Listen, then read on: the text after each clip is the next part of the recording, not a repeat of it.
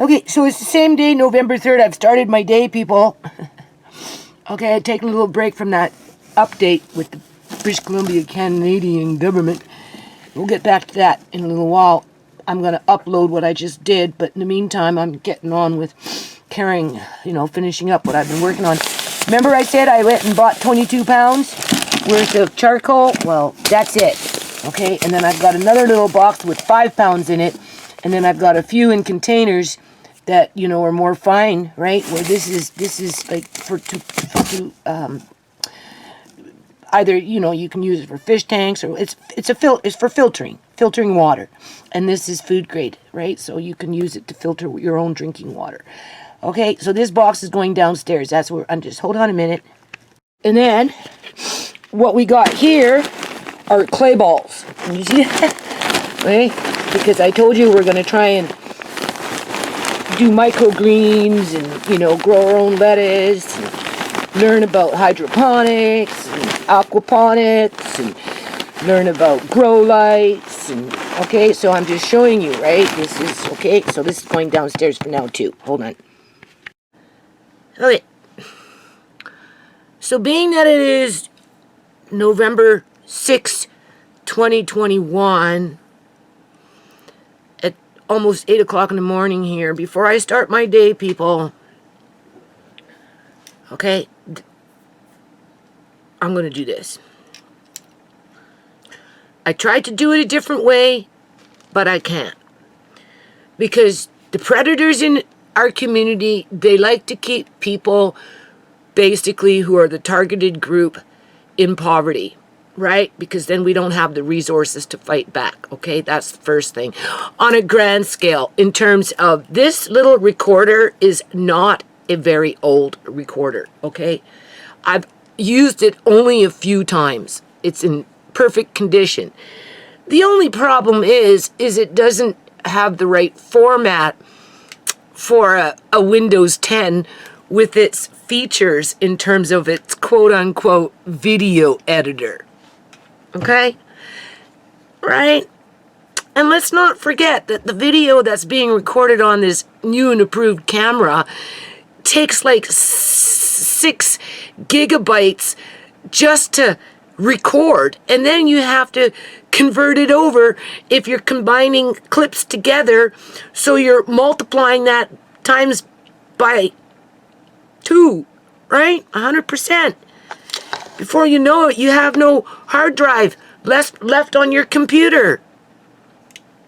So anyway, what I'm trying to say is, I tried to put this onto my Windows 10 in terms of the MP3 file. Okay? It can go on my computer, but I have no program that can actually play it. Because the Windows operating system itself only provides a format in an MP4, not an MP3. I couldn't find it. So that right there tells you have to go up and go buy now something else just to accommodate that.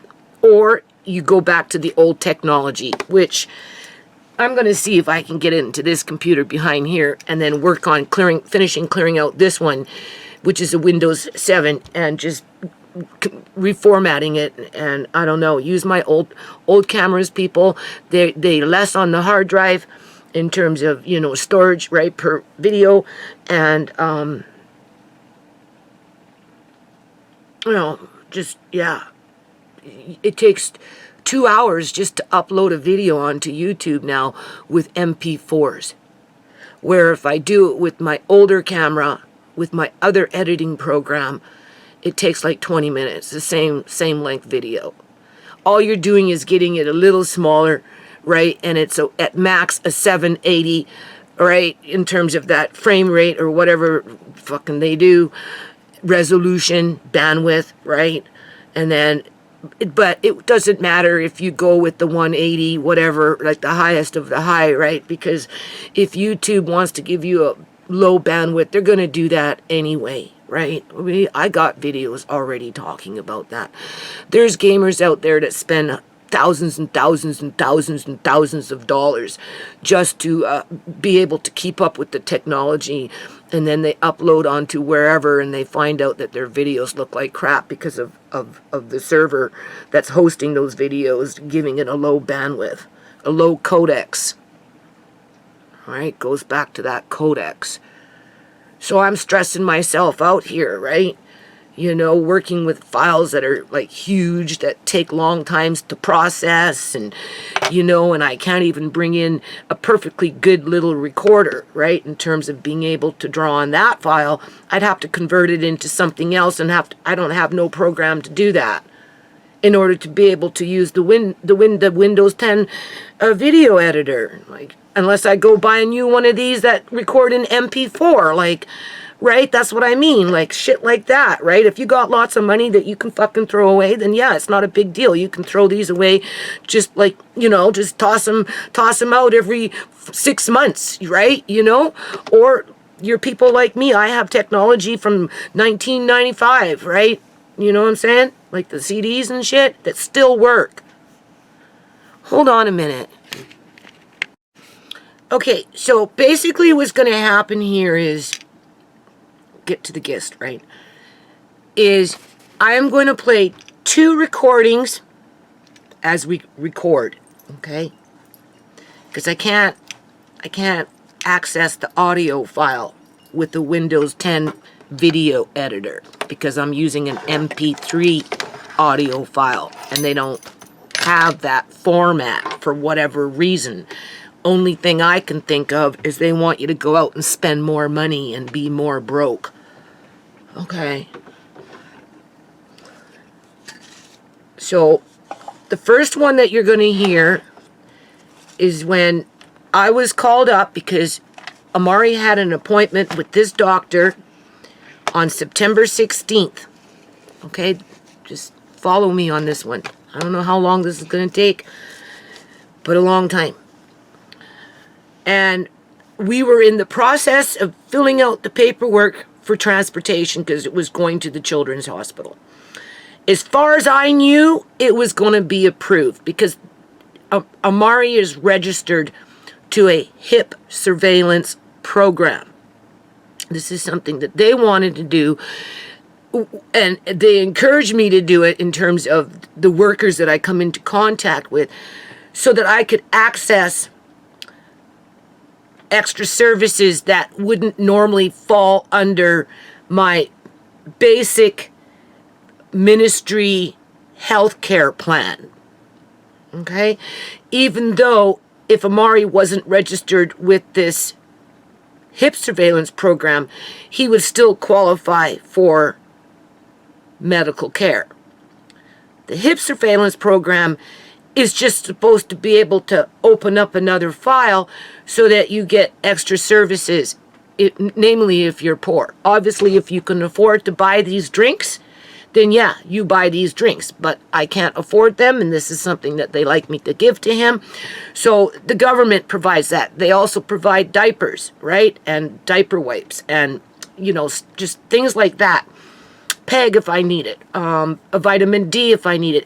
And then that comes in, that request, what happens is it comes in, I might have to do this video in 2 parts because we're just talking a lot of hard drive here.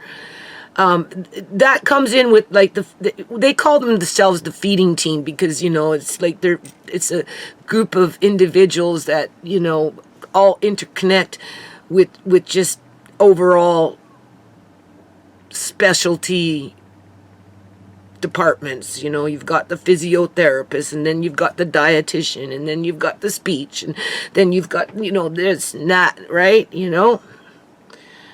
So, okay, I gotta stay positive here, people, because what I've heard so far, I'm not feeling very positive right now, okay? But it's important to remember how I'm somewhat being set up here, okay?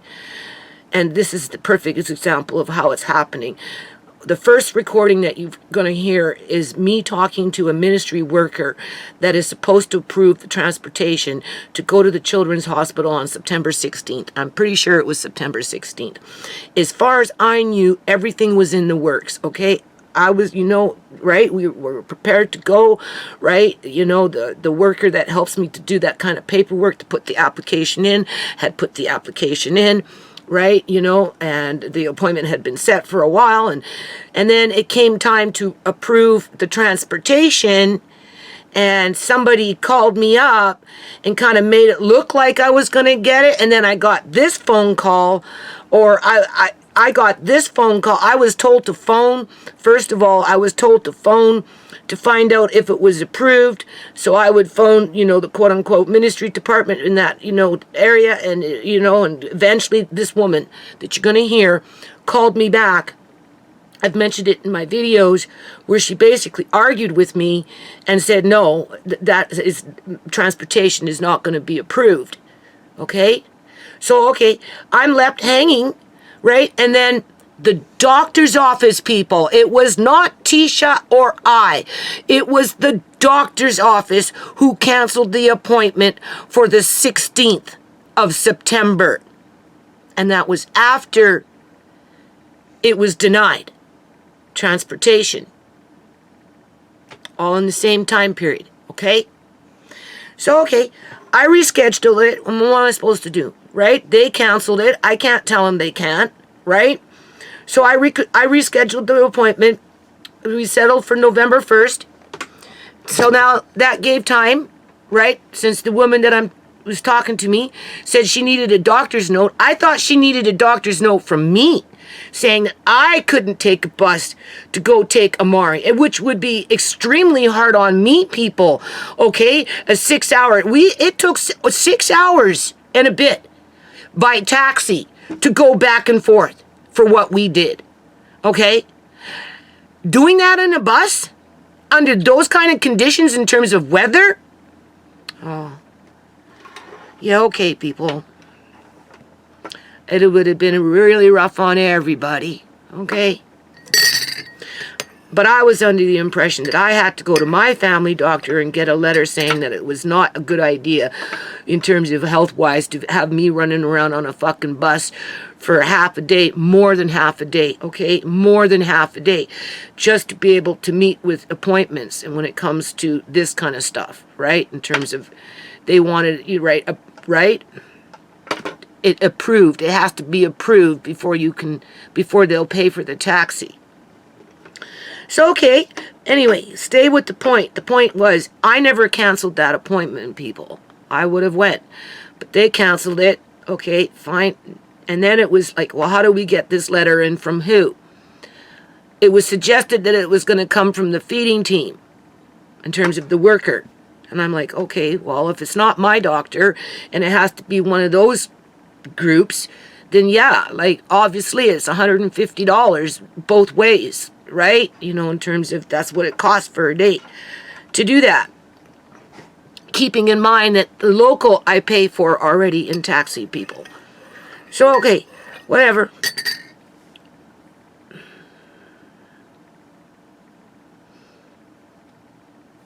The letter came from the hip doctor.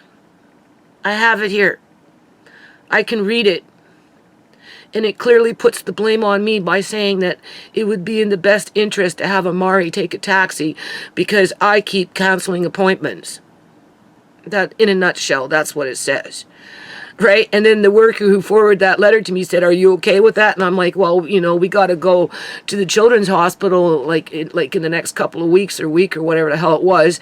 And like as if I'm going to dispute it. Well, obviously, because I don't want to pay $150 because I'm already having to pay for Amari's medical records,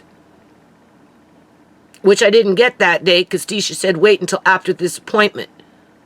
So I'm going to see if I can do it online because by the time we were done with the appointment, that little department would have been closed in terms of records because it was after 4:30, right? 5 o'clock. And they close like a normal business hour. Records are not open at 5 o'clock in the afternoon. So I'm hoping I can do it online, but I have to pay.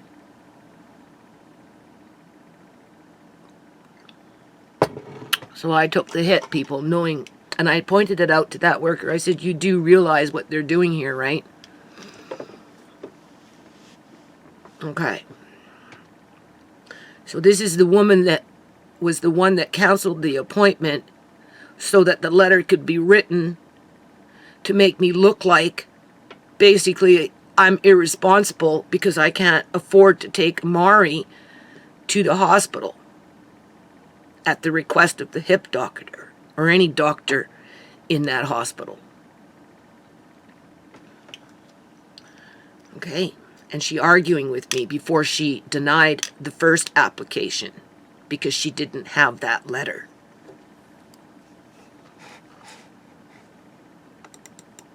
I'm going to cry.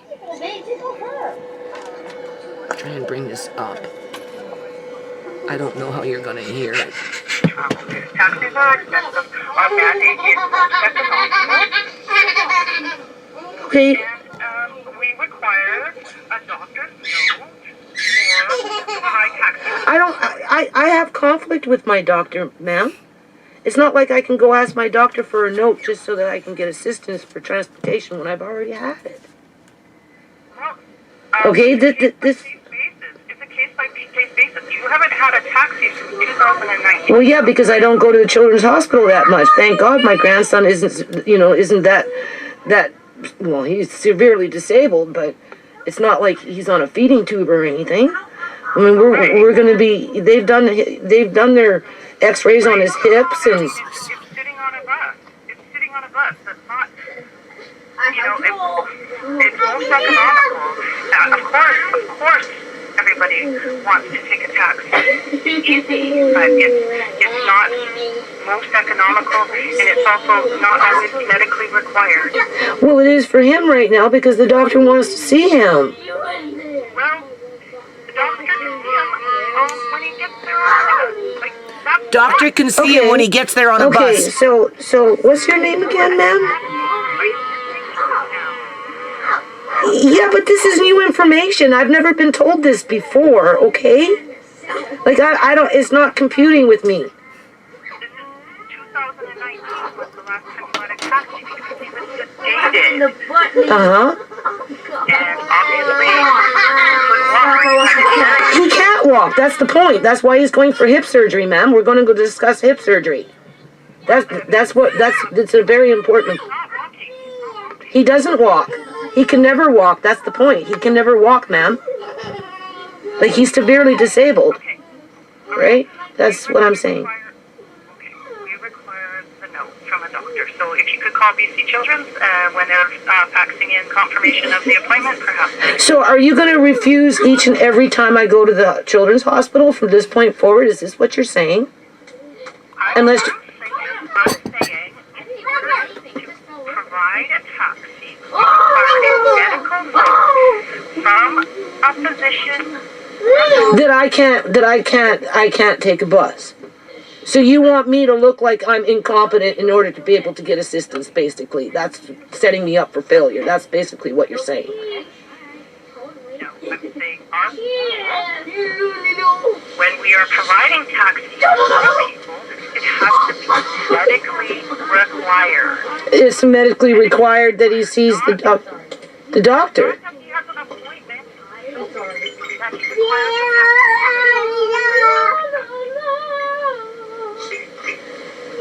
So in other words, what you're offering then is null and void. It's not even a service, right? It's not even a service. You have no service from this point forward. That's basically what you're telling me. If you can't provide that note, I guess so, yes. Well, the only reason you'd want the note is to make me look incompetent. The only reason I want the note is to fulfill the requirements of my job and have the file to support the decisions that I make in issuing taxpayers money. Right. And you do realize that my grandson was injured in a public hospital with public employees. No, I do not. Well, yeah, he was, ma'am, and now I'm having to pick up the broken pieces. That is not documented on the file. Well, of course not, because the government doesn't like to take responsibility for those types of things. Right? So basically, you're just telling me that there is no service available from this department any longer unless I go to my doctor and say that I can't take a bus. Or that he can't take a bus. Who? My grandson? He can't. He's in a wheelchair. Like, he doesn't walk. He'll never walk. Buses are handicap Right, you're just preparing him just to be swept along. Okay, thank you so much. Nana? No? Can I have this last pizza? No. Okay, so you heard that. That was before September 16th. Okay? Now that's why I wanted to... First of all, the speakers on this computer are really crap, okay? Just some stupid shit that I bought off of Amazon. They sound like crap. So I have to change those speakers eventually, but I'm not up to be spending no money right now. So anyway, that's why I wanted to put the audio up, right? So that you could hear it clearer, because otherwise, you know, it's coming in filtered, right? So I don't know, you know, some areas you can hear fine, other areas you can't, and plus the speaker was that far away, you know, and a lot of background noise with the kids and stuff. So, you know, I'm gonna have to find a way to convert that over, right, to a you know, old school stuff, and I'm gonna upload it back to back to them, just audio with no interruptions with me talking, so that you can clearly hear for yourself what's going on. Okay? And so okay, so the September 16th was canceled based on this woman's decision to not approve, because I had nothing on file to suggest that Amari needed it, because the last time I went to the hospital was in 2019, which was for that MRI that I requested to be done there and not at the Surrey Memorial Hospital, because of that first incident that we had, which was a bad experience with the first MRI at the Surrey Memorial.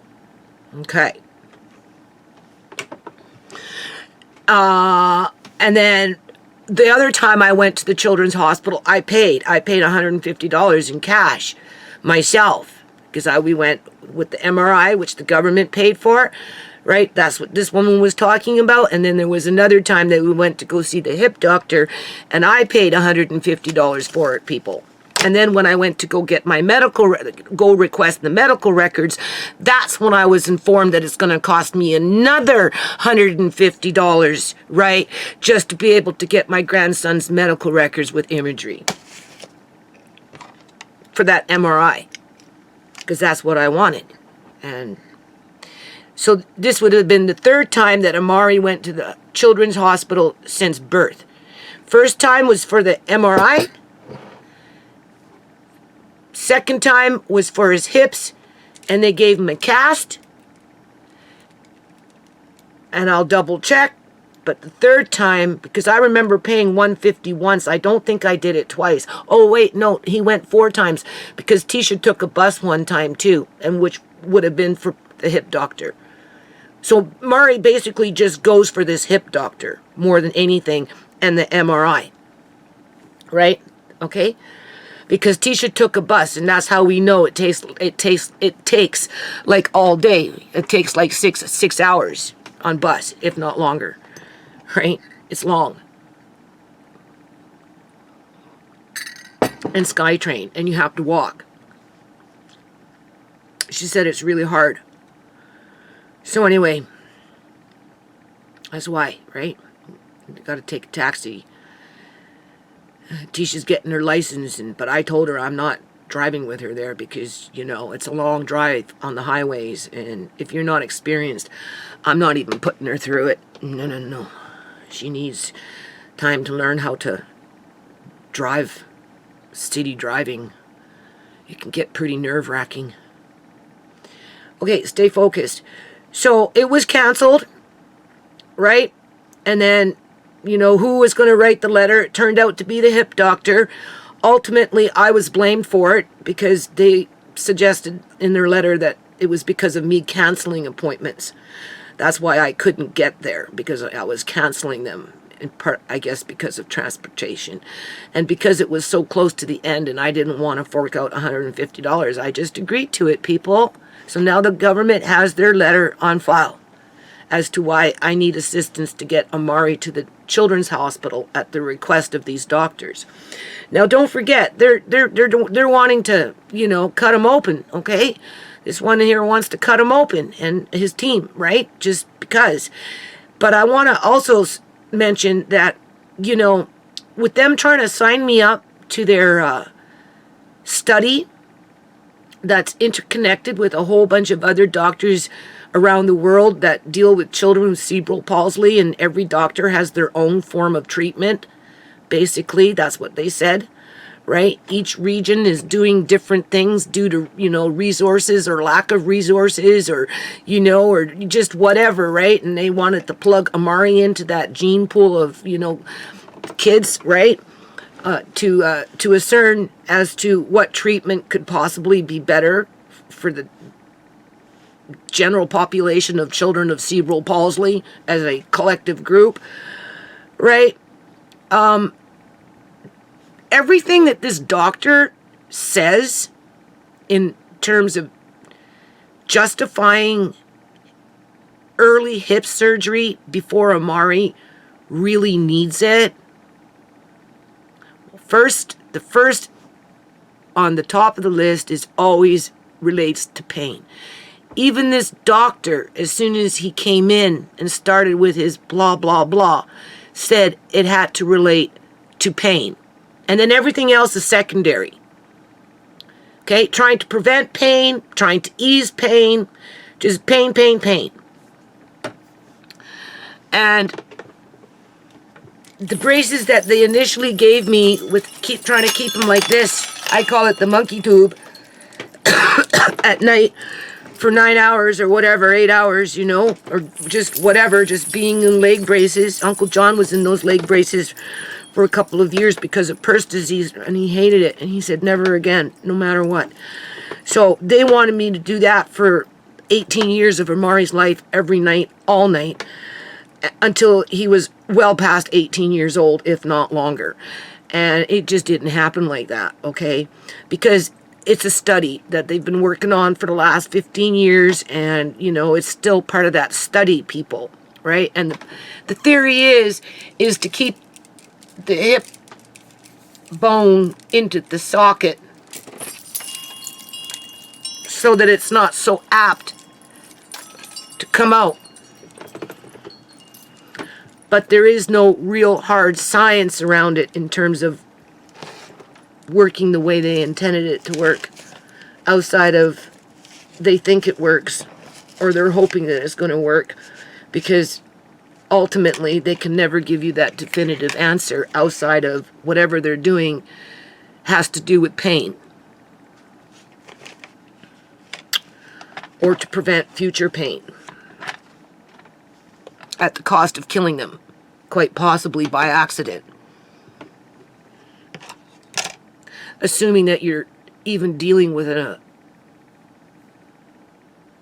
I don't want to say competent, but alert individual that operates with integrity, right? Okay, I'm losing myself. So anyway, see, just even this, it'd take an hour to upload onto YouTube. So maybe I should just stop with this, convert this over, and then start fresh with the doctor one. And we can listen to it a little bit, but it's a 45-minute tape recorder. That's why I just wanted to put the audio up. And I'll put them back to back, and I'll convert them over on this computer, or I'll install my old program into this computer, and I'll start using this computer more. And I'll just upload it into whatever it converts over to for convenience purposes, so that you can hear it for yourself without me interrupting the conversation as it goes along, right?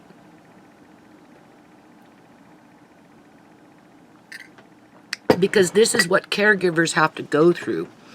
And I think the poorer you are, the more subject you are to scrutiny, the more subject you are to gang stalking, the more subject you are to being sabotaged, right? Because you're easy setup, right? You know, you're vulnerable, right? You know, you're easy to gang stalk and, you know, and just whatever, right?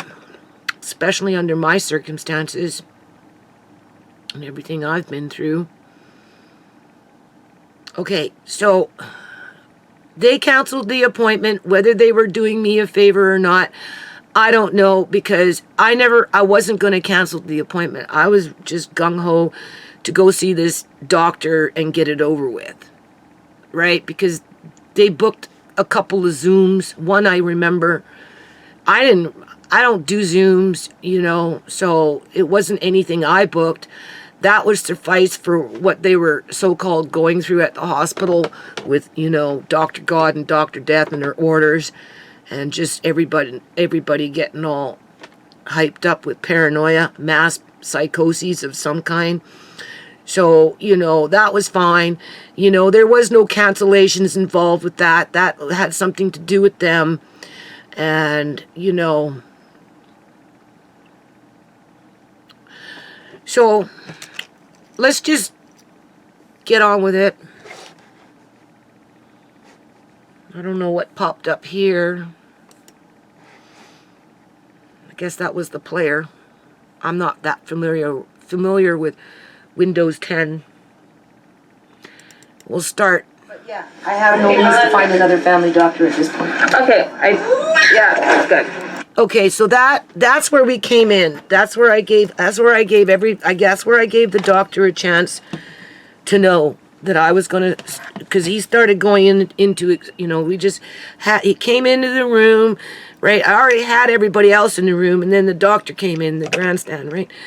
And and we're talking, and then, you know, and just started getting into these so-called answering questions before the questions kind of really even started, and I could see that he was wanting just to get on with it. So I stopped. I didn't stop him, but I said, well, I can see we're going into questions now. So, you know, I was told to write them down. I'd like to record it. This is why, blah, blah, blah. And, you know, I started pulling out my camera. I mean, not my camera, my little recorder. And he said, okay. So I handed it over to Tisha to turn it on for me. As this was going on, the physiotherapist was asking me at the same time where to send the files in terms of family doctor, and ask, because they know people. You know, they try and act like they're dumb, but they know, right? They know, okay? You know, well, can we, you know, are we send this to your family doctor? And who is this person? And is there, and then once, you know, like, I said, well, yeah, I guess, like, where else you going to send it to? That's where Amari's file is, right? With my family doctor, right? As if I've got this great relationship with anyone in that clinic for that matter. But that's where the files are. I guess I should go to court and figure that one out, right? Last time I seen my doctor, he told me to take him to court. It's not my fault, people. Okay, that's not my fault. I'm not the one trying to fucking hide something here. Okay? So anyway, she knew. And she said, and I said, well, you know, the pediatrician, okay. And then we just got into the questions because, you know, the doctor was starting to move fast. Right? In terms of wanting, you know, he's busy, right? I understand that. So hold on a minute. Okay, so we're just going to go through this for a little bit, if not all of it, right? I don't know. So we know how this all transpires, right? Because you have to remember, people, if for things just, you know how it goes, right? And I'm standing in front of a judge, fighting for my grandson, because I disagree with whatever these individuals are doing at the end of the day, because they want to give him surgery, and they want to lock me out of the room, and they want to use one of Dr. God's, Dr. Death's fucking orders to do it. And then I'm finding myself back on YouTube talking about how I'm taking it to the Supreme Court, as I'm not being allowed inside to the Supreme Court now because of Dr. God, Dr. Death's rules and orders. Right? any judge I come in front of is going to look at that letter, because it will be in the file, stating how I couldn't afford transportation, and therefore I was canceling out appointments. And at some point, the doctor is going to turn it into an urgent situation where Amari has to go, right? And I'm not going to be able to afford it, so I'm going to have to put that application in again. And, you know, just... I feel like I'm being set up for failure, people. Let's face it. Like I said, it doesn't matter how happy your children's or grandchildren's childhoods are. There comes a time when it gets robbed from them. And as it's being robbed from them, it's being robbed from everybody else in the household. They robbed Andre's childhood by illegally apprehending him. They robbed all my children's happy childhoods by just with the targeting that they've done with my family over a period of years. And Amari is an easy target. Not saying they're targeting him, because, you know, he's a child with cerebral palsy. But at the end of the day, kind of comes to that. So we'll just listen for a few minutes, okay? But yeah, I have no means to find another family doctor. I don't like these Okay, speakers. yeah, that's good. Is it working? Yeah. Okay, so November 1st, 2021, speaking to the hip doctor. Okay? Out of due respect. Yeah. He's answering questions. All right, so I'm just going to run them through, and then you answer what you can, please. And if anyone else wants to, that would be great. Okay, what is the probability of death with, because this is what you were talking about, right? Getting into those kind of areas. What is the probability of death with hip displacement compared to corrective surgery and its risk? See, he just started. He came in, everybody was da-da-da-da-da, and then he just jumped right into it. And clearly he was getting into something there. And that's when I said, okay, hold on, right? Let me, right? Risks. So in other words, he's got the hip displacement that we don't do nothing about, or he's got the hip surgery. What is the probability of death between the two scenarios? It's a difficult question to answer, but I can say that most of the patients that I have operated on never die. Most of the patients that I have operated on never died. Most. Died because of hip surgery. Died because of hip surgery. Most of the patients that I operated on never died because of hip surgery. But it does make the surgery can But it does make the surgery can make it risky enough make it risky enough for some kids to actually go to ICU after. And we have had a couple of patients that have died. And we have had a couple of patients who have died Within the 6 months of surgery. And you cannot really attribute. And you cannot really actually use. Tisha, where is Tisha? Can you just give me a minute? This is okay. Like the good old days, everybody running around. So, first of all, you said most of your patients didn't die, so... Not most. No, we're like... Either... Not most, well, but very... They did or they didn't. They did not die. They did not die. But that you cannot contribute necessarily necessarily certain. Surgery to death. That being said, there are 2 patients I can recall that There are 2 patients I can recall that passed away within 6 months of surgery. within 6 months of surgery. Double talk, people. Clearly, they either die or they don't. He said they do, and then he said they don't, and then he said they did. So the question that comes is, why subject someone through The question that comes is, why subject someone through a lot of surgery? a lot of surgery? A lot is a very broad term. What, first surgery, second surgery, third surgery, or is just the first surgery a lot of surgery? What constitutes a lot? When they've actually hip surgery, when they passed away. It's too hard to set that back. I can't see. What constitute a lot of surgery? Here, listen, we'll just listen. There are 2 patients I can recall that passed away within 6 months of surgery. So the question that comes is, why subject someone through a lot of surgery when they've actually hip surgery, when they passed away within 6 months?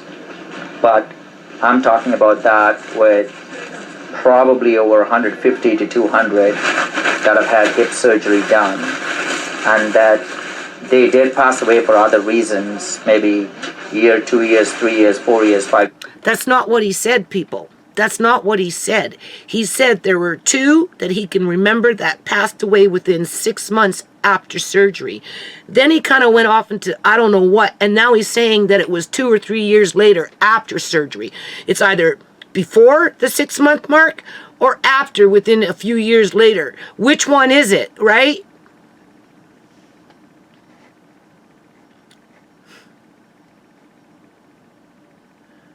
I guess I'm not supposed to care about what he's saying and just take it for face value. Is that it? Years after. And what would be those other?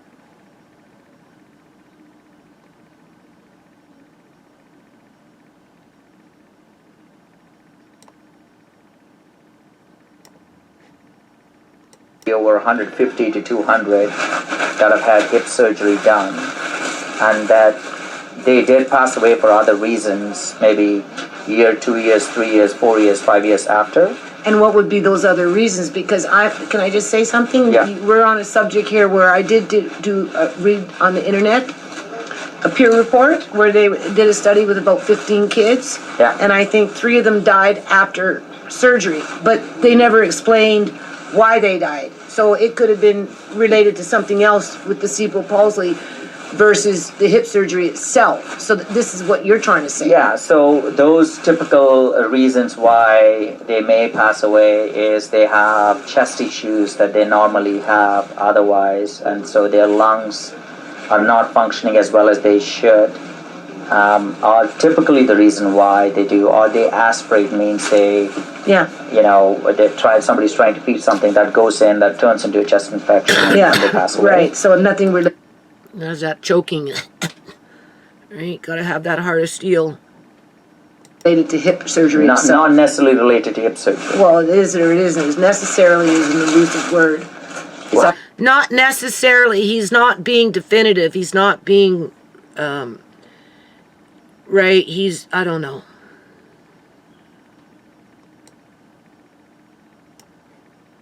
chest infection, and they pass away. Right, so nothing related to hip surgery itself. Not necessarily related to hip surgery. Well, it is or it isn't. It's necessarily is an elusive word. It's Well, either, right? No. Not necessarily. It's like, either it is or it isn't. The hip surgery, can the hip surgery cause death? Yes, no. The hip surgery itself does not cause death, not unless there is a torrential bleeding at the Double talking. Hip surgery itself does not cause death unless otherwise extrarenal bleeding. So if they cut something that just keeps a major artery and they can't stop the bleeding, then yes, they can die, which is a direct result because of hip surgery. So it's either yes or no. He tried to say no, and then he justified it by saying, well, he didn't justify the no, he smoothed it over by also letting me know that it's possible. So the answer would have been yes. Time of surgery that we Okay. can't control. Okay. And it would have been at the time of surgery that they can't control, which is a direct result of surgery. So the answer is yes. When he first started out, he said no. Okay. Torrential bleeding. That would be the number one risk factor. Yeah. And Bleeding. there's lots of things that you do to prevent it. Of course. Okay, so let's move on. This is just questions, right? What is the... I did that not because I was trying to be rude. It was because I knew that I had a lot of questions, and it was just a matter of time before the doctor wouldn't be copacetic with me and would want to not answer no more and leave. So I just kind of wanted to get into just answering the questions versus, you know, okay, so you thicken up their blood with a blood thickener to prevent them from overbleeding. No, you can suture here. I mean, I didn't need to hear all that. I just needed to know that he could die from it, people. And initially, the doctor was misleading and then corrected himself by giving me only one example of how Amari could die. And I'm sure there is more than one example in there, okay? There's other things that could go wrong. back-hip ratio before and after surgery that relates to current mobility with leg use and the ability to move body. So you're going to do the hip surgery and somehow it's connected to the back. What is like, right? Because his hip is his back is curving, right? And here's another thing we have to keep in mind. Amari has a really, really tiny little waist like ShaMay. ShaMay had an hourglass figure with a very, very tiny, tiny, tiny waist. Amari has inherited it from his mother.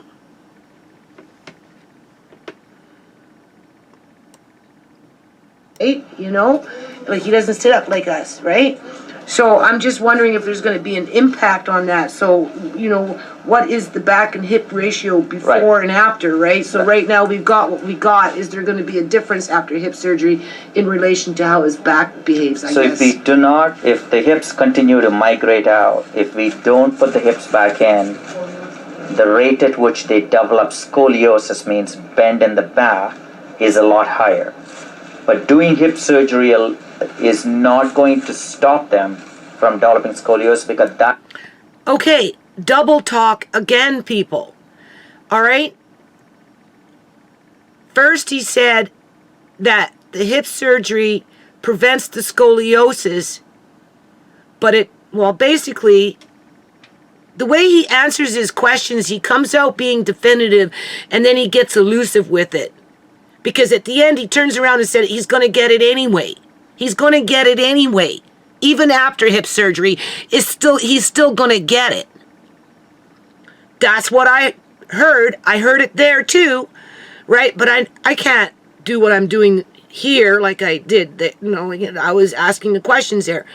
So let me just go back and let's hear this one more time. You see, this is going to take way too long. I'm going to have to do this in batches. So right now we've got what we got. Is there going to be a difference after hip surgery in relation to how his back behaves, I So guess? if we do not, if the hips continue to migrate out, if we don't put the hips back in, the rate at which they develop scoliosis, means bend in the back, is a lot higher. But doing hip surgery is not going to stop them from developing scoliosis, because that happens independently of the hip.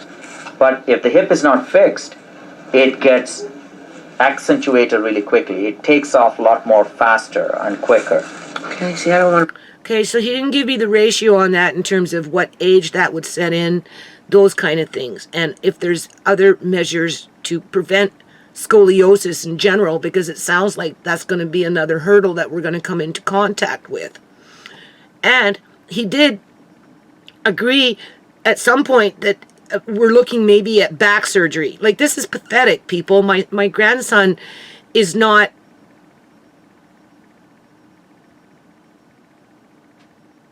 They're test subject.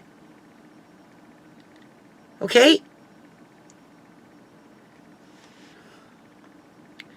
So he said that if they don't deal with the hips, he said, okay, the scoliosis,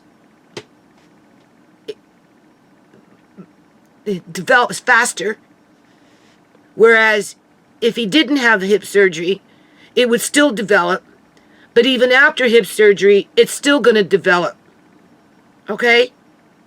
But maybe just not as fast, assuming that he doesn't end up in the ICU with complications. Write this down. I'm listening to you. Okay, so there I'm going to try and write it down, but obviously if I showed you what I wrote, it was impossible. What I did was the best way of dealing with this issue.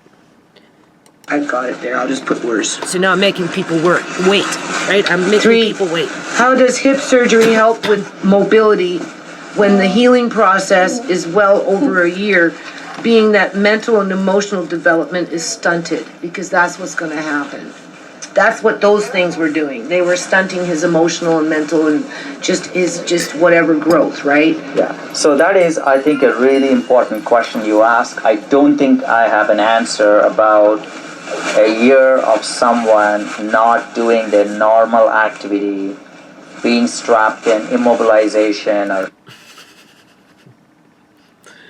Of course not. They don't think about stuff like that. They didn't care what they did with Uncle John. Right? It wasn't for Uncle John to be happy. Okay? It was for Uncle John to suit their purpose, basically, whatever that purpose was for the fucking day. Okay? Same thing with ShaMay and her family and friends. It wasn't about ShaMay and what was the right thing for ShaMay, whether dead or alive, on that fucking hospital bed for 9 days. Okay? Because she was clearly dead, right? It was about whatever the hospital was doing and whatever the agenda was at that time, to which there were several agendas going on. Okay? And that's not to mention what the fuck happened with Ciera all these years, going in and out, in and out, in and out, in and out, in and out, in and out of the hospital. Oh, people, I'm so upset. Cast, what would that do? I don't know if there is data yet. I know there's After all these years in the medical field of this doctor, that doctor, and that doctor, he doesn't know if there's been documented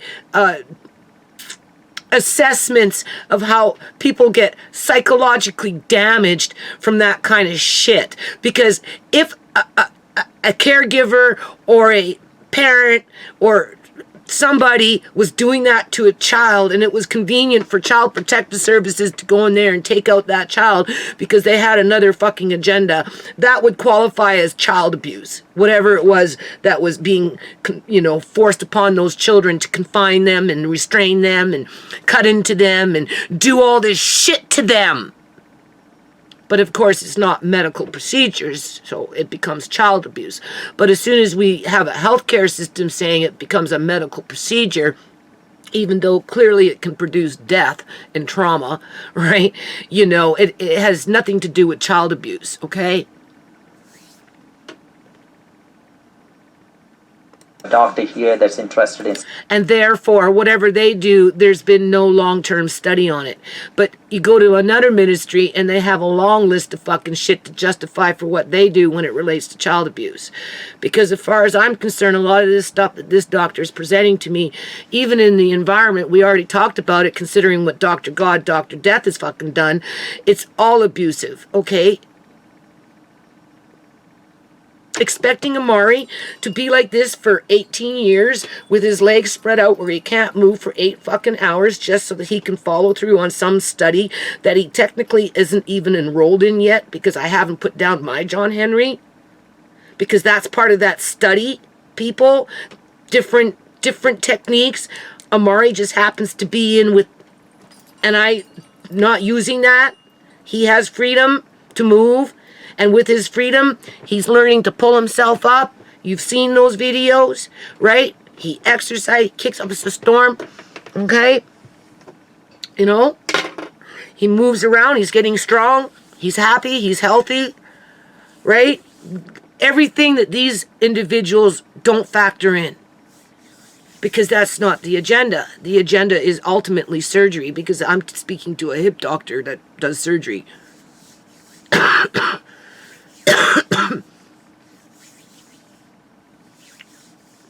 I mean, I'm not putting him down. He's experienced. And I can only imagine his working conditions. But at the end of the day, it doesn't look good for Amari within what these individuals are presenting to him, people. It doesn't. Because it doesn't ever end. Right? First it's the hip, then it might be the IC ward, and then it's come back and do exploratory, or maybe it's successful, but now it's back surgery, and then it's this, and then it's this, and never factor in the fact that after it's all said and done, he'll be like that 38-year-old guy, right, in the United States with his legs like this, and he can't bend them now for everything that those people did back in those days. That's where that woman gave me the advice. Just stick to the basics, right? And put it off for as long as you can. So I'm going to take a break on this. Hold on, because this is upsetting for me, people. Okay, so I don't know. We're just going to continue on for a while. I'm only at 5 minutes, and this thing is 45 minutes long. Okay, so we're not going to get through all this, because in one video, that is. All right, and then after it's all said and done, after I'm done going through it and talking about it, right, so I can just really wrap my head around it, and we know where we're going with this, right? I'll take it onto here and convert it over, and I'll upload it as is so that you can hear it for yourself without me talking about it. Because it's important, you know, and I am going to write this out and have it written so that, you know, I'm right. Studying that as a research, but Let's go back. of someone not doing their normal activity, being strapped in, immobilization or cast, what would that do? I don't know if there is data yet. I know there's a doctor here that's interested in studying that as a research, but I can. Is that what's expected of him, to be in a cast for a year? No, so I don't we're think studying so. that. No, he'll only be Yeah. in a brace That's exactly or right. a cast is only for 3 to 4 weeks. Okay, And brace or then cast. we expect that he will be back to sitting without any discomfort by 6 months. And Okay. so we usually get a wheelchair available, which he would be able to be up in, even while he's in a cast or splint. And then by about 6 weeks, 6 to 10 weeks, usually children can sit in the wheelchair without using any kind of device or cast. What if is he required to be in this wheelchair all the time, or can he sit on a couch, or is he allowed to lay around and move? That No. would be I don't think he's so- allowed to move, right? No. I mean, it depends on the kind of stability we find at the time of surgery. Sometimes the bones The kind of what? stability for the bones. If the bones are really weak, that we find at the time of surgery, where I think he needs to be in a stronger immobilization, then we make them less mobile immediately following surgery. Right? So the rate at which we take all the contractions that would hold him still off, and the rate at which we mobilize him after surgery will depend on the bone quality that we find at the time of surgery and the strength of fixation. And I will not have an idea about that till the surgery is done. That's why we give a rough ballpark of 6 to 8 months after surgery is where they're starting to return to the baseline like right now. Activity-wise. Activity-wise. Okay, well, my next question, I've got it in here, so why don't we just carry on, okay? 4, does Amari have to relearn to use his limbs, and is there a possibility that he will experience pain as a result of surgery, with that pain staying with him for the rest of his life. We're just reversing it versus not doing surgery. He's going to be going into pain. What if the pain results because of surgery and never goes away? Fantastic question. So roughly we give a 80-10-10 rule. 80% of the time they get better from surgery and there is no pain. 80% of the time they get better from surgery. First of all, Amari's not experiencing any pain. They're only doing surgery because of pain. And in Amari's case, it's to prevent pain, even though he displays no pain. But based on experience with children like Amari, it's just a matter of time before he does experience pain. So therefore, better to do the surgery soon, in terms of younger, versus later when they're older. And 80% of the time, And they go back to their baseline and they're fine. they go back to wherever they were, in terms of he'll be able to eventually pull himself back up. In that case, he'd have to relearn and push past the pain that he experienced just to be able to be in that position, to be able to relearn those motor skills, okay, which will take up to, 8 months to a year of, I don't want to say deformity, but it's like building in brain, even more brain deformity, brain retardation, right? And that's with 80% with no hiccups, 80% with no infections, 80% with meeting every hurdle that these individuals, this group, what everybody wants for him to meet, okay? Because we're not just dealing with a hip doctor.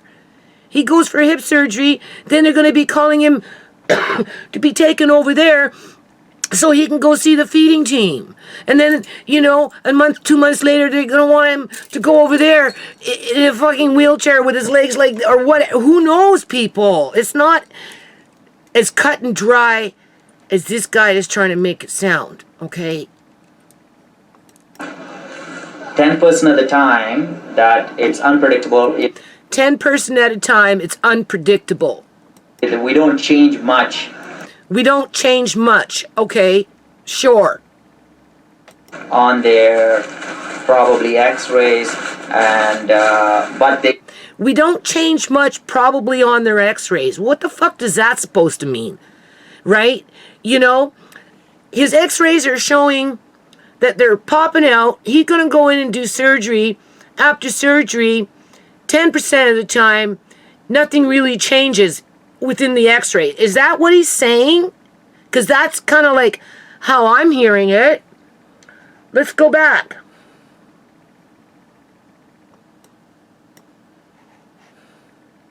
Four, does Amari have to relearn to use his limbs? And is there a possibility that he will experience pain as a result of surgery, with that pain staying with him for the rest of his life? We're just reversing it versus not doing surgery. He's going to be going into pain. What if the pain results because of surgery and never goes away? Fantastic question. So roughly we give a 80-10-10 rule.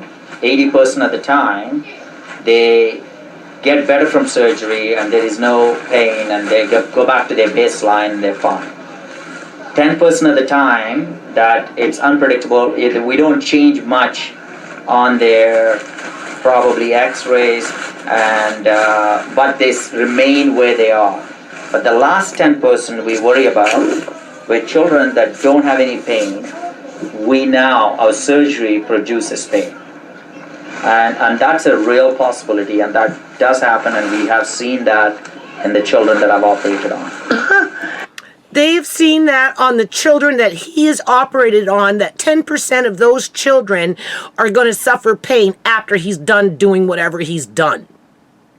And they never suffered pain beforehand. 80% go back to where they were at without any complications. Okay? 10%, right? There's 80% is supposed to be slightly more better than that 10% where the hip is there, but it never ever really kind of goes anywhere. Like that's second answer, needs to be explained upon, because he's not really being definitive in terms of what he was saying outside of making reference to the x-rays not changing. But isn't that what the 80% does? Or does the 80% correct the problem altogether and pushes the bone back into the socket, and those 80%, those kids, they never have to worry about having surgery again, right? Where 10%, it just keeps it there versus having it continuing to move, right? Where the other 10% are lifelong sufferers of pain as a direct result because of the doctor. So, he's not experiencing pain now, you operate, and Very likely. and there's a 10%. 10%. Very likely 10%. Yes. He could, But when you start compounding the numbers, people, it's pushing into 40, 50%. Okay? experience pain. And it is kind of a process of the surgery, and part of the rehabilitation afterwards is important to get him out of the pain.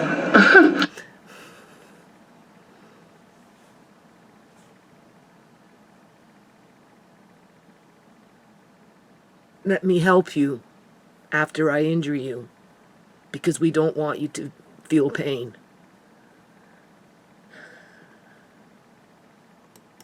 That's a lot to ask of. Yeah, even the 80% that I said, we make Right, them not being rude, but I'm just saying, that's just, you don't understand what people like me go through with this team, right? I just don't.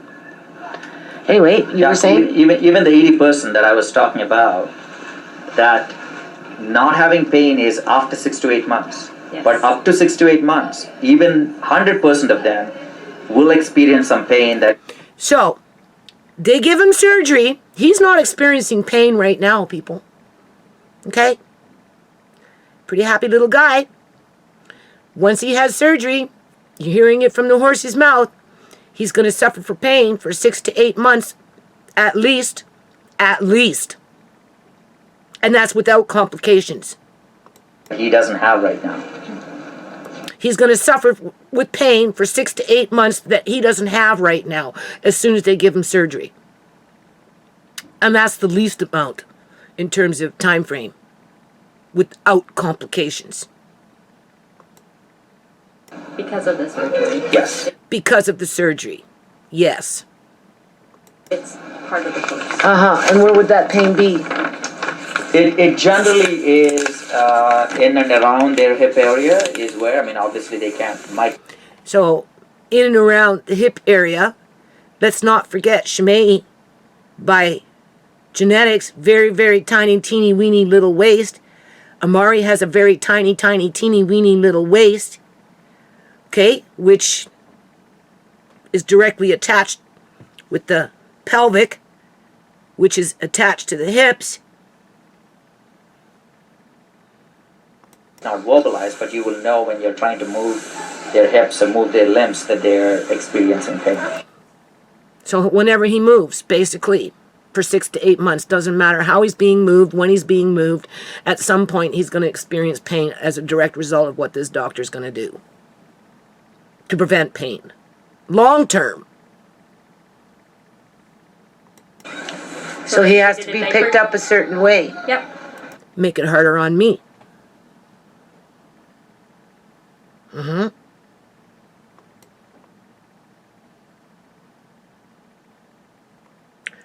Right?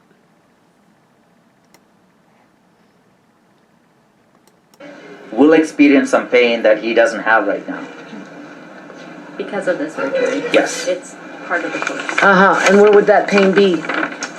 It generally is in and around their hip area is where, I mean, obviously they might not vocalize, but you will know when you're trying to move their hips or move their limbs that they're experiencing pain. So he has to be picked up a certain way. Yep. And we For how long? 6 to 8 months. But as how gentle you need to be comes down with each month. But we take that it roughly takes for majority of the children, 6 to 8 months for them to sort of get to their baseline. And what's the baseline, people? Feeling no pain? That doctor can't guarantee nothing. Other than Amari will be brought down to his baseline, which is no pain. But he has to go through 8 months at least of pain to get there.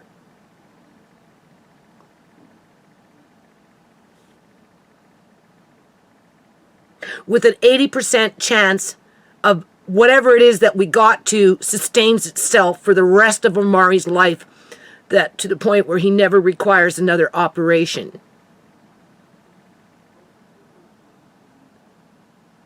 Where 10% is almost similar to that, only the bone never really went back into the socket. It just stays where it's at. With the other 10%, So by 6 That's weeks, much. The bones are healing, and then the next 6 weeks, we're slowly building up more strength, and then no, they're not doing it, people. They're not doing anything, okay? I'm the one that will be doing it. I am the one that will be expected to put Amari into a taxi or have somebody drive us to the next appointment because the feeding team wants to see Amari 3 months after surgery. Or it will be the eye doctor who wants to see Amari because it's his annual appointment or his update checkup. Or it will be the pediatrician. Or it will be the physiotherapist, right? Or it will be the hip doctor. They'll have me going out with Amari almost every month, every 2 months in this condition that they will bring him into. And I'm expected to move him like that by myself, basically, right, with him, however it is. I'm supposed to hold and carry him and maneuver him for this surgery so that after the fact, he experiences no pain, although it's already been documented that he's guaranteed to feel pain. So I guess it really depends on my strength in terms of to not mitigate it to be, too painful after surgery.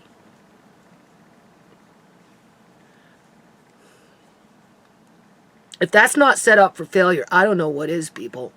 Seriously, because he's not experiencing any pain.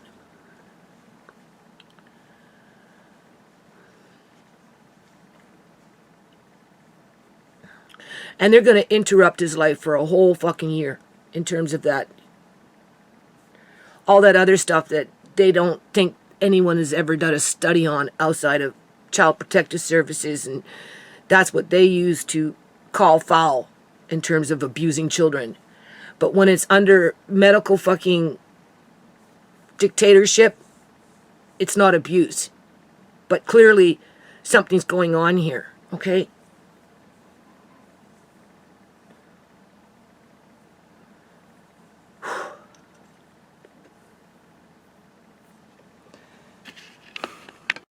Okay, so this is how we're going to deal with it. Now, this is not about cutting up this doctor. Okay? It's not about that, people. It's about making a life-altering decision for my vulnerable grandson. And right now, there is nothing definite in terms of method of madness to stop pain, perceived pain, and future complications. Okay? So I am going to turn this back on and we'll just do one more little bout and then I'm going to stop. Because, like I said, these files are just way too freaking big. I don't like MP4s, I really don't. They're too time consuming for what they're worth. So, but I'll just pick up with that after the fact. But I've got other things I have to do. Now, prior to the doctor coming in, there was that student doctor, that student resident or whatever, practicing doctor, right, that came in and was checking Amari's hips as if Amari was a baby. Like when you're newborn and they come in and they check, right? It's something that they never really did with Amari. I noticed that they never picked up on the cerebral palsy, and if they did, they ignored it. Well, because they fucking knew, that's why. Because the doctors weren't checking his hips and doing this and doing that. Nobody. It was just all brushed under the rug. Because they all knew it was just a matter of time before he wouldn't be able to fucking deny it anymore. And then it was the excuse to do the MRI when they knew. They knew on the day he was born. But beside that point, when he was doing the hips and stuff, and he was quite personable, really. It's really too bad he was mutating under his mask. But besides that point, I tried not to feel sorry for him. And I brought up the subject of double diapering him, right? And that's not the first time I've ever done that with these doctors. And he basically said that it probably, that's what he said, people, because that's what they used to do in the old days when infants had, clicky hips when they were little. They double diaper. I double diapered a few of my kids, 1 or 2 anyway, right? Just to get them past that stage of whatever it is that doctors notice when they're doing this stuff with the hips. And he said basically that it probably wouldn't work because Amari is getting older now, right? That's what he said, probably. But you see, I'm old school, right? It kind of goes back to that, I'm immune to German measles. Nothing you can do about it or say about it as fact, right? Well, double diapering isn't necessarily a bad thing, because I've mentioned that to another doctor. I don't know what doctor it was, but he said it wouldn't make a difference, so don't do it. So, there's a little glimmer of hope with the student doctor saying, well, it probably wouldn't. He couldn't say definitely that it wouldn't make a difference, but with that said, I've already decided to take the probability and put it in Amari's favor. And I've got the cotton fabric. I just have to cut it. So after this video, I kind of want to make some diapers today. I've already told Amari I'm going to look for the diaper pins. And, I might have to try and figure out some diaper pants or something in terms of the plastic, right? But definitely, I'm not even going to serge because I can't even get into my sewing room with all that stuff in there and the boxes and whatnot. But I'm going to cut them and I'm just going to use them, people. And I'm going to start double diapering him because the doctor, he says try and put things between Amari's legs to keep them, because the one leg goes like this. So we kind of want to prevent, that's the hip, that's obviously the worst, right? So he said, put something in the middle, right? If you can, right? That's why they use these leg braces. And I'm like, yeah, well, what am I going to do? Strap it on? So anytime I'm moving Amari, I'm always now putting more things in between his legs to kind of spread them out a little bit. But, at the end of the day, Amari is quite active and really moves around. As a matter of fact, I have to bring in another rail because he's just getting too fucking fast with his moving around on the bed. And he's much more confident, getting much more stronger, which is all good. So I just got to put up an extra rail there just as a preventative measure. I don't want him falling off the bed, right? Being that Houdini baby, God forbid. And, with that one student doctor saying it probably wouldn't make a difference has inspired me to just cut those diapers, which I'm going to do after this video, right? And I'm going to start double diapering him throughout the day for sure, right?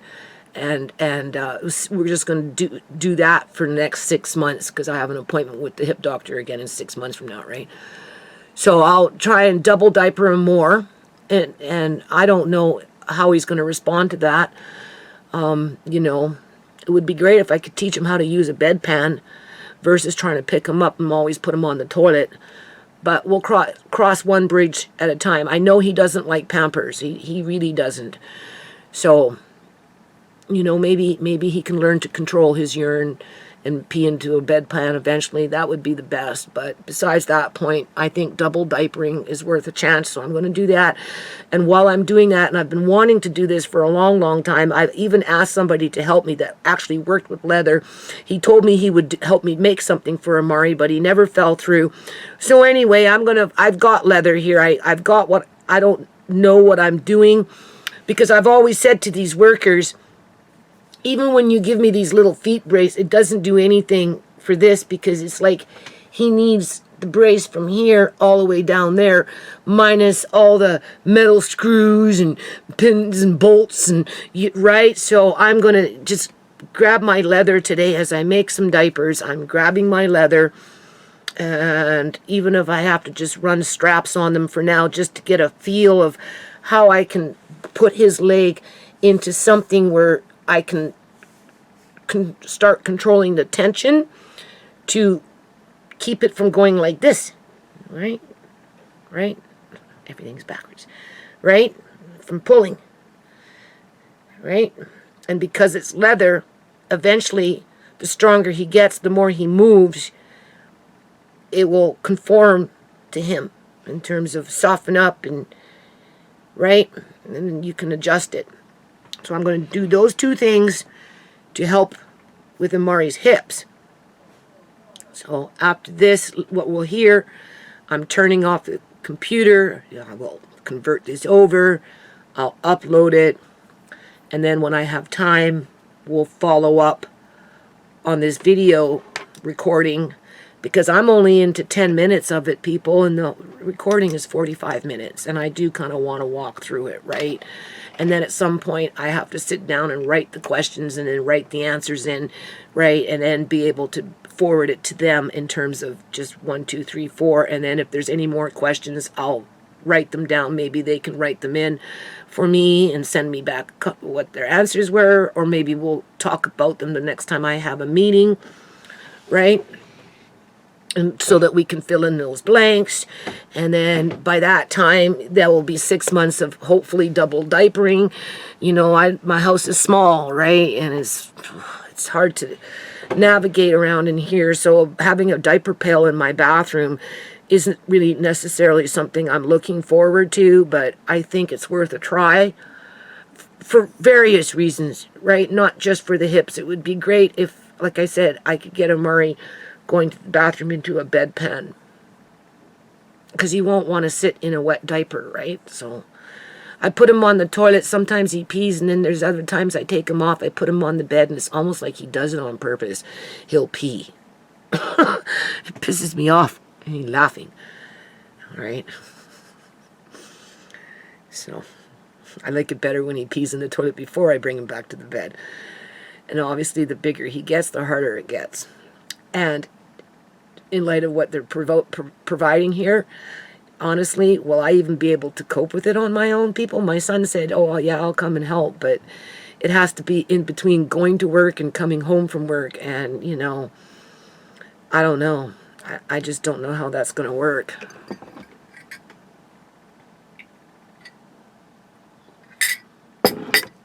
You have to remember, Tisha's moving out. All right.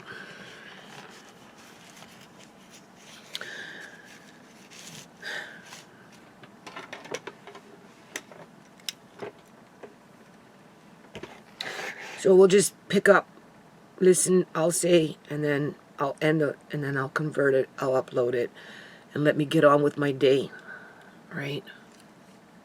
I did buy more wheat. And more popcorn, and a few other things, all food stuff mostly. But I did get other things too, only because of what our governments are doing, and you know, it's pretty much a given where everything is like inflation-wise. Even my landlady, when she came and got the rent, she reminded me that the cost of food is going to be extremely high next year. And I told her not to worry about it. I said, like, in terms of don't worry about me, I'm good. I've got lots of food. I took care of that one. right? You know, and I'm going to try and sell off some stuff. I told her I had lots of fabric. She goes, fabric? What kind of fabric do you have? And I say, well, the kind of stuff that you like, right? You know, the shiny stuff, right? You know, only I go a little further with the sequins and stuff. Not to say that Punjabis don't like sequins, because they do, right? We just have different styles. So, you know, and then she asked me if I had a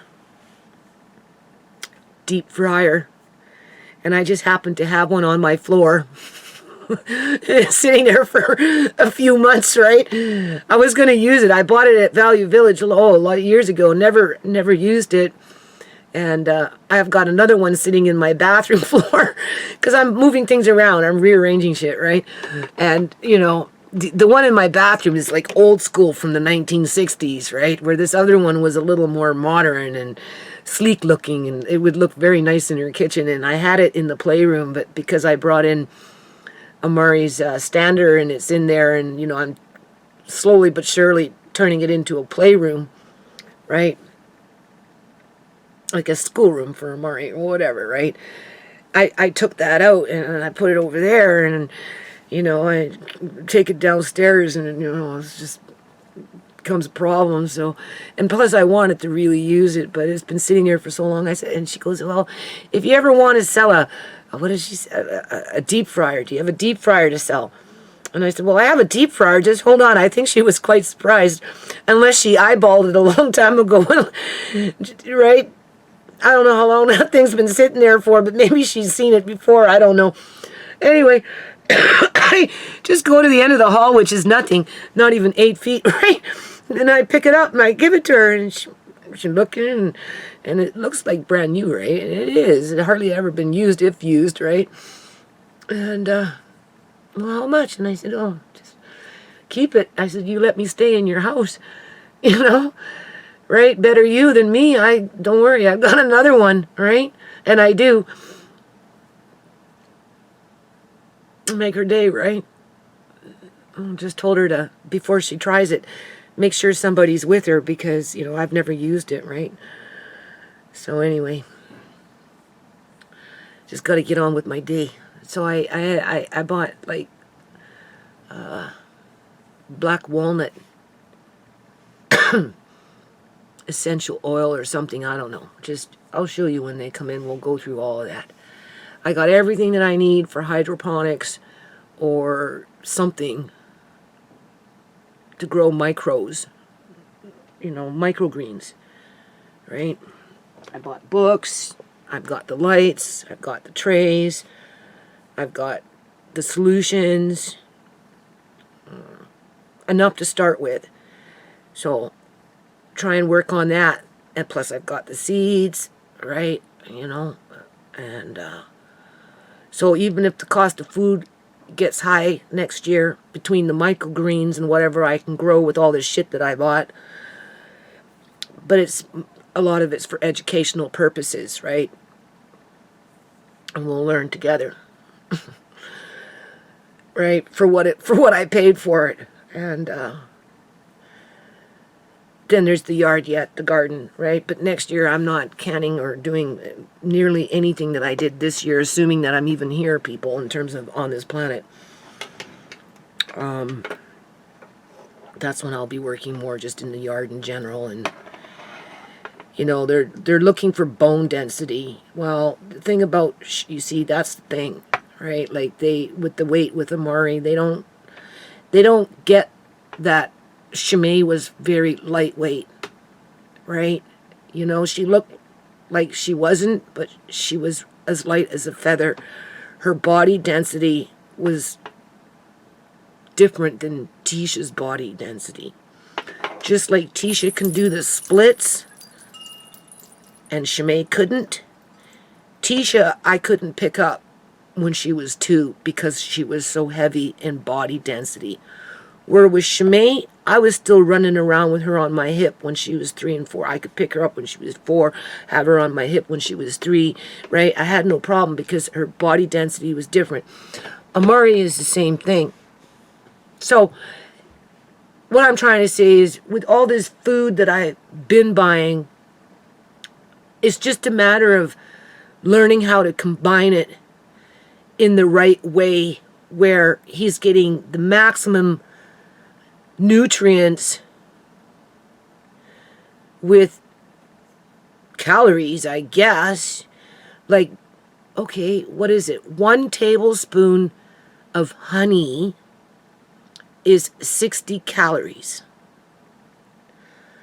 So I bought extra honey even though I have lots of honey in the house, which means I'm going to try and give Amari at least 1 to 2 tablespoons of honey per day. That is a food that I could give him every day. And I got different types of honey. And the more recent honey that I bought, they're raw, right? So they're supposed to have that bee pollen and beeswax and those little extra nutrients in there. So I don't know. We'll wait. They're coming in the mail. They're coming from Ontario, so we'll see. I haven't done honey for a few years, and I rejarred them, and I'm debating whether I should rejar. If I open up the container, for sure, I'll rejar. I don't remember how many jars you get out of a container, but you get a few of them anyway. Probably end up rejarring 1 bucket for now. Right, so if and when it ever comes to this, you know, his natural immune system will be good, but what you think and what actually happens, you know, because I'm competing with those drinks, right, that constipate him. And anyway, let's not worry about that right now. Let's just focus and finish this video. Anyway, my landlady, she got herself practically a brand new little deep fryer. Make her day, right? And during that time, we're heading towards the... Okay, I'm just going to bring it back a little bit after we go through this. I say whatever I got to say. I'm going to end the video. I'm going to upload it, and then when I have time, because I want to make those diapers, and I'm going to find that leather, and even if I just have to, I'm going to figure out something for that leg. I'm going to start double diapering him. I'm going with the old school residential students theory. A probability in a situation like that, I'd rather go with the probability than know it won't work. Right? It's like midwives medicine, or just old school medicine. For majority of the children, Holistic medicine. 6 to 8 months for them to sort of get to their baseline. So by 6 weeks, the bones are healing. And then the next 6 weeks, we're slowly building up more strength. And then during... No, they're not doing it. I'm doing it. They're critiquing me. Okay? All right? They're bum rushing me. Right? They're circling me. Right? Because it's not just them. It's everybody else I'm involved with. Just remember that.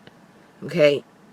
I could simply take them to another appointment. They can manhandle him and make him hurt more.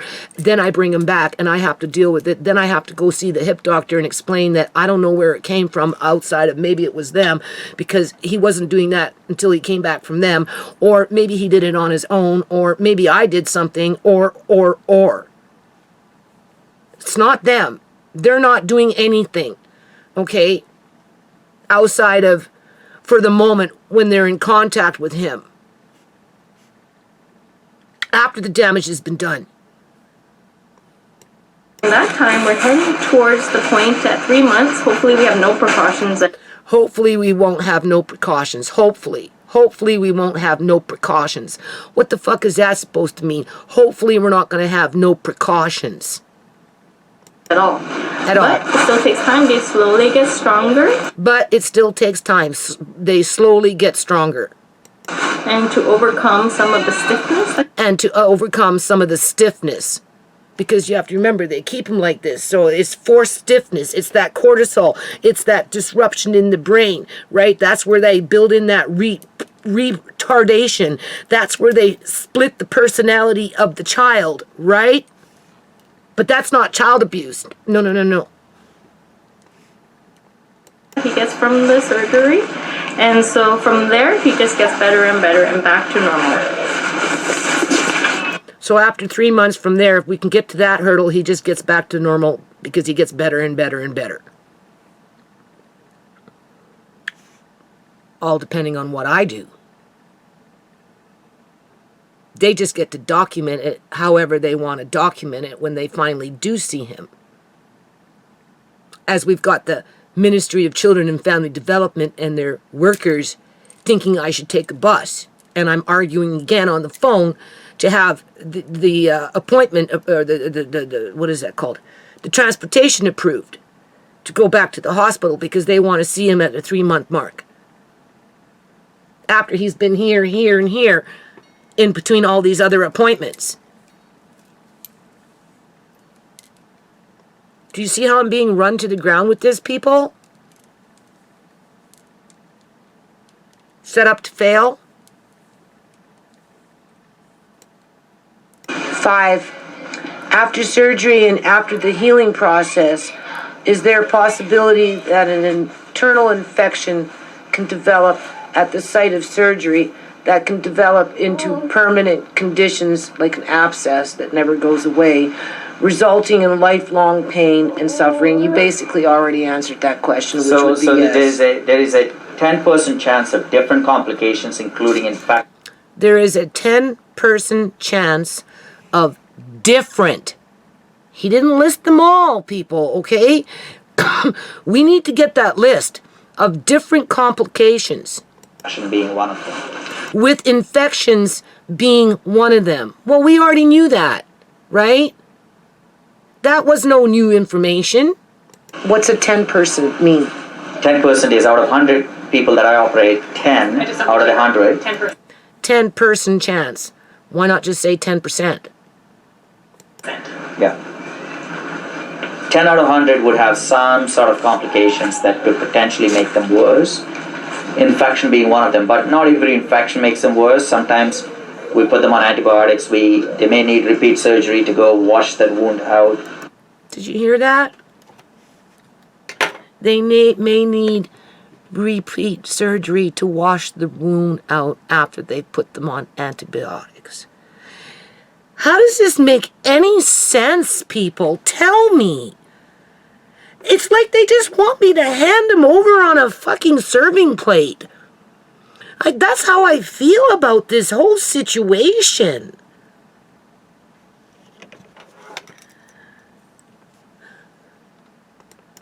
We get on top of them. So I've had kids that got wound infections, but they have done well in the end. Majority of them. The majority of them have done well in the end. After he gave them antibiotics and gave them surgery again to wash out the wound. And it's only the majority of them have done well. This is like Russian roulette.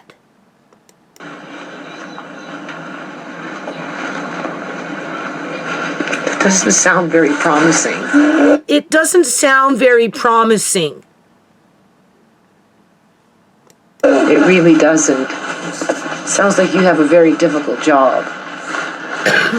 6, does or how does hip surgery correct back curvature? You already answered that question. For the purpose of sitting up without constantly sliding down. You've already answered that question. He said that without surgery, the curvature in his spine is going to progressively get worse faster, whereas after surgery, it just slows it down, but it doesn't stop it. He doesn't say for how long it slows down. He just says it slows it down.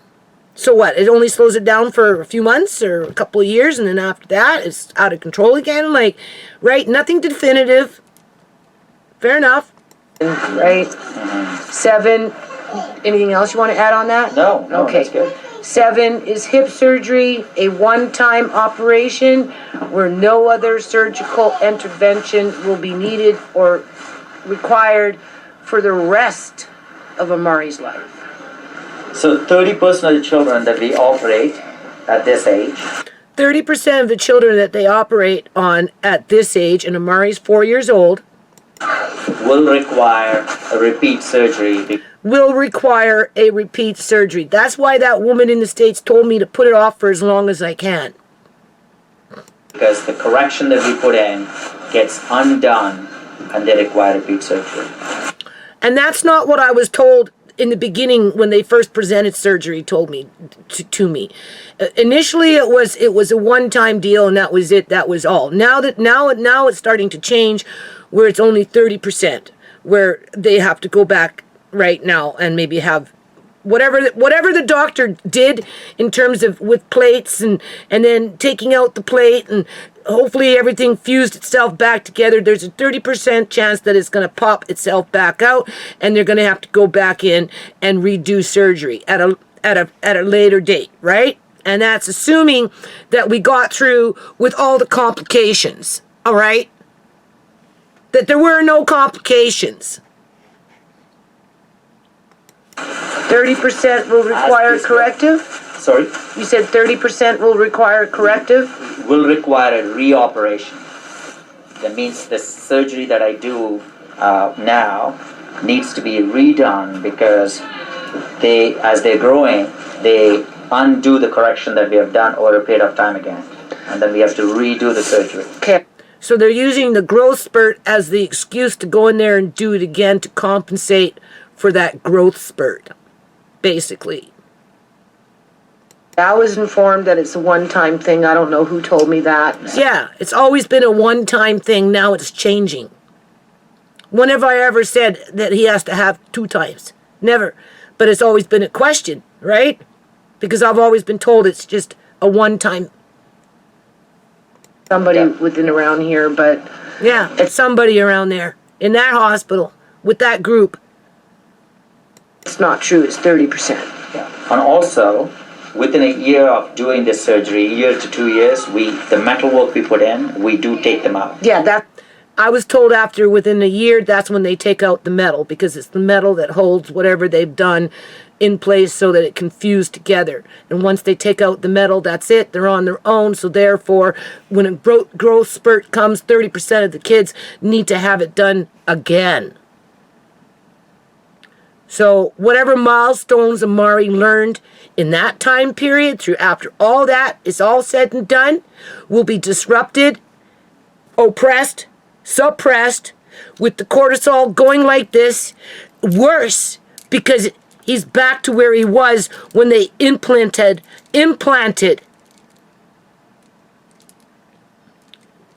the fear, the dysfunction, the rage, the pain, the sadness, all that negative crap.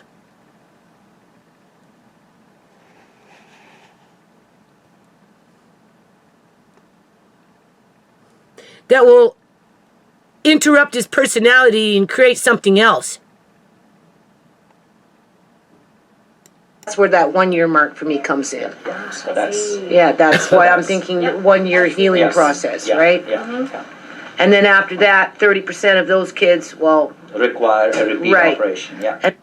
So we're jumping between 10 and 20 and 30. So we're at a 70-30 right now, not including other shit.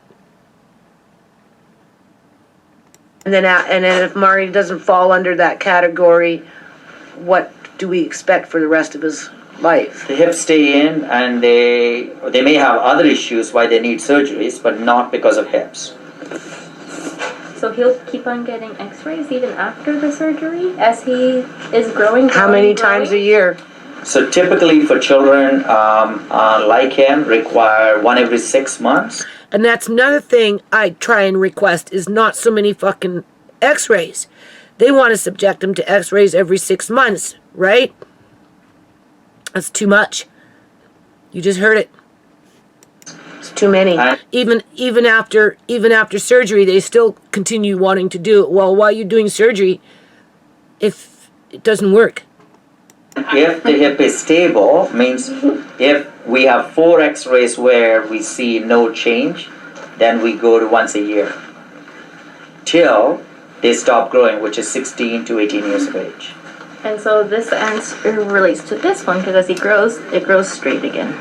That's what Dr. Mulpert said. If it grows, what's that supposed to mean? If it grows. What is if it grows? So that's why we keep him monitoring until he's done growing. That's a lot of x-rays you're exposing him to. I'm not happy with that. Just saying. And you can hear him. He's completely oblivious to this pain that these individuals are going to be subjecting him to for fucking years. Okay? Or months. Months to years. What is the worst case outcome from hip surgery, short term and long term? Obviously death, right? At what percent? What are you talking about, death? Well, the worst outcome from hip surgery, short term, long term. Long term, short term is infection. Yeah. Quite possibly I said 30. 10%, yeah. Death is 10%. No. Infection is 10%. Oh, infection is Yeah. 10%. Yeah, death I'm not, like I have not had one that I've directly attributed to hip surgery, but we can say 1%. I've never say never. That's not what he said, people. He's already admitted that children under his care have died. Now he's sitting there saying nobody's ever died under his care. Which one is it? Yeah, exactly. I know that. Yeah. So a very low percentage. 1 out of every 100. Yes. Yeah. And that's what he said earlier. Basically, out of 150, 200 kids, 2 of them have died that he's done hip surgery on. Within 6 months after surgery. So, even without surgery, we don't know the natural long-term history for these people. Like, their life expectancy That's is coming. short. Yeah. I've got a few. We don't know their natural lifetime history. Well, obviously not, because you interrupted it. You fucking cut open into them and you changed their life, right? So how the hell would you know? Because there was never a chance for it to fucking unfold in a natural sense, because it was taken away from them because somebody wanted to, I don't know what, create an Amazon with no pain.